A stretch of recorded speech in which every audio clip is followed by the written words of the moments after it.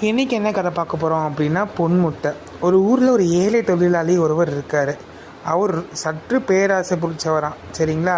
அவர் ஒரு வாத்து வச்சுருக்காரு. அவனுடைய வாத்து ரொம்ப அதிர்ஷ்டம். என்னன்னா, டெய்லி காலையில் தவறாமல் ஒரு பொன்முட்டை போருமா.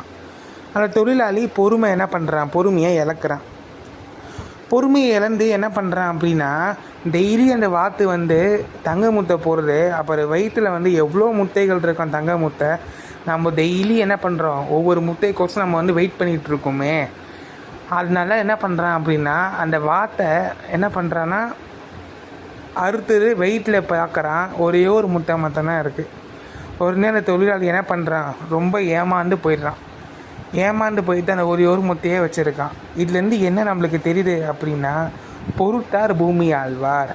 எல்லாத்துக்குமே பொறுமை தேவை. ஏன் அப்படின்னா, பொறுமை இல்லைன்னா மனுஷனால் வாழ முடியாது. ஏன் அப்படின்னா, அவன் தினமும் காலையில் தவறாமல் வெயிட் பண்ணியிருந்தா அப்படின்னா, டெய்லி அந்த வார்த்தை என்ன பண்ணோம், ஒவ்வொரு தங்க முட்டை போகிறோம். அவனுக்கு பேராசை என்றக்கூடிய கொடிய குணம் வந்துச்சு. அதுக்கப்புறமா பொறுமையே இல்லாதனால அவனுக்கு வாத்தம் போச்சு, முட்டையும் போச்சு, எல்லாமே போச்சு. அதனால் என்ன சொல்கிறாங்க அப்படின்னா, இந்த கதை மூலமாக இருப்பதை கொண்டு நலமாக வாழ்வது நன்மை பயக்கும், பேராசை பெருநஷ்டம் அப்படின்னு சொல்லிட்டு நம்ம இந்த கதை மூலமாக தெரிஞ்சுக்கிறோம்.